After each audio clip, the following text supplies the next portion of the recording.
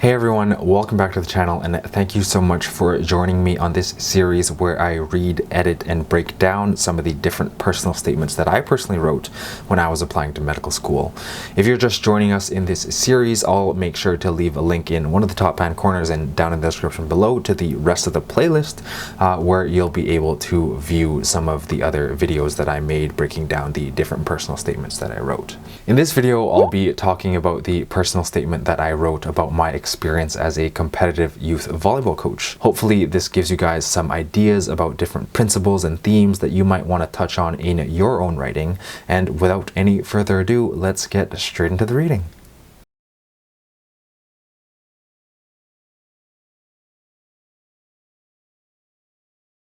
I would have loved to be in charge of my volleyball team, but as an assistant, collaborating with the head coach proved to be more challenging, yet more effective than either of us alone could have been. Good leaders are involved followers. Sometimes it seemed I had no say. "We'll do this drill for an hour," the head coach proclaimed. How does one work around that? For example, if I noticed a station in the drill where the children were goofing off, I highlighted it and suggested a modification. Thus, I was not imposing a change in focus of the practice, but rather promoting what I thought were important development goals within the head coach's framework. Eventually, we developed a relationship of discussing long and short-term goals regarding development of specific players and the team. Together, we created a general structure, splitting up the practice time thoughtfully towards skills that needed most work. However, each player had unique areas of improvement. Though often tedious, we worked through remedies that instilled fundamental volleyball principles, mindful of the long-term success of our players. However, technical aspects cannot hide the fact that volleyball is a mental game. Sometimes, near the end of tight matches, I was pleasantly surprised to be granted the opportunity to compose the team. In these situations, I had to calm my emotions and communicate a sense of composure in a way that my players would understand. Alright everyone, now I'm going to get into the part of the video where I actually edit the essays that I wrote when I was applying to medical school. Obviously, a couple of things will have changed now that I have a broader perspective and understanding of what it's actually like to go through medical school and go through residency, so hopefully you guys will find this editing portion of the video helpful. Again, if you are interested in having either myself or one of my consultants help review your essays for medical school, just head on over to canadianpremed.ca and we'd be happy to have a chat with you about how we might be able to help. So the first thing I changed was this.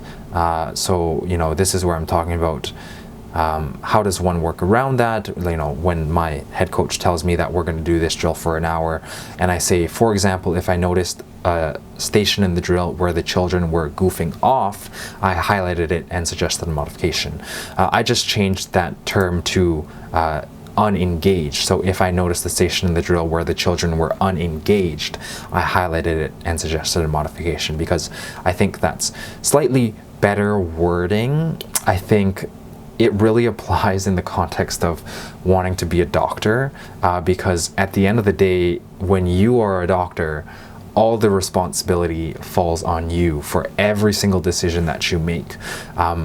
Legally, ethically, morally, socially, everyone's going to be looking to you for answers. So I never want to imply that I'm shoving the responsibility off to somebody else in one of my essays. By saying that the children were goofing off, I think I may have indirectly been implying that it was their fault that they weren't engaged in the drill.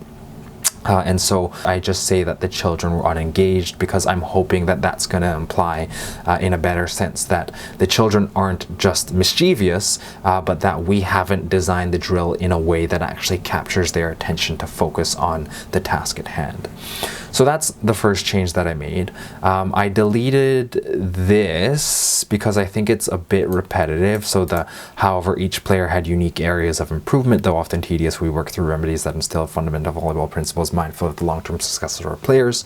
I think it's a bit repetitive with the couple of sentences that came before it, and from the context of the skills that are required to eventually study and practice medicine, I don't think it adds a whole lot of value to the essay. Plus, I wanted to make room for this conclusion at the end, which, I'll get to at the end of this section of the video.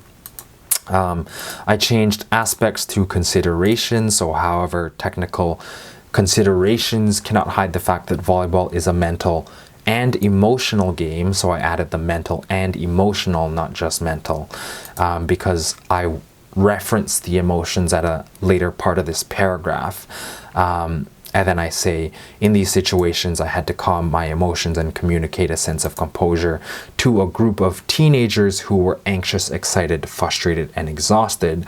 Instead of saying, in these situations, I had to calm my emotions and communicate a sense of composure in a way that my players would understand.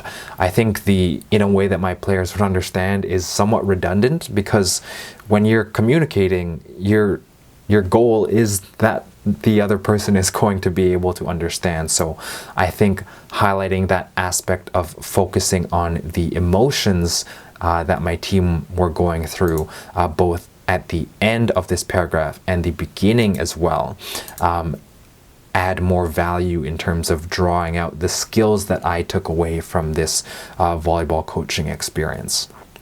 Finally, of course, like I was alluding to, I did delete this portion of the essay because I thought it was redundant, and I added a little summary sort of conclusion sentence here where I say, as I reflect on the season, I realized that my initial desire to manage the team was quickly replaced by gratefulness for the opportunity to work with and learn from my players, their parents, and the team's head coach.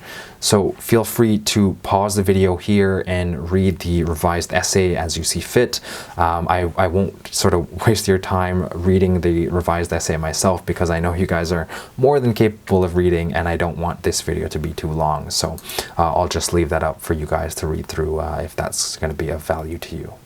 Alright everyone, so now I'm going to get into the part of the video that I think is actually most helpful and important for you guys, because although you won't be able to take exactly what I wrote and just copy and paste it, nor should you want to, because these statements should be personal to you, I think that understanding what types of themes I'm pulling on with my experiences and how they relate to medicine might actually help you understand how your experiences can potentially help you relate to your future career as a doctor as well. So without any further ado, let's get on into it. As you can see, I have broken down this essay into 3 different colors: the blue, the yellow, and the green. So each of these colors is going to signify a different theme that I'm going to touch on. And of course, starting with the blue. In this paragraph, obviously, I'm talking about how I'm the assistant coach and, I'm having to work within the framework of the head coach and what he wants to get done in terms of his agenda for the practice. And I think this idea of leading from behind or being an involved follower is actually super, super important for medical students, because essentially that's what you're going to do until you graduate from residency. Even now, as a resident, medical students often tell me things that I didn't immediately think of, and I say, you know what, that's a really good idea. Why don't we actually incorporate that idea into the management strategies? So when we look at this yellow paragraph, obviously the big focus here is emotions. And as a doctor, you are going to be having to manage the emotions of a healthcare team, sometimes in really tense, high-stakes situations like a code and things like that. So absolutely, this experience composing teenagers, obviously lower stakes, but still very applicable, and still a lot of overlap in the emotions that the team may experience as well. Additionally, you as a doctor will be having to manage the emotional reactions of patients and families sometimes when you're delivering really bad news to them.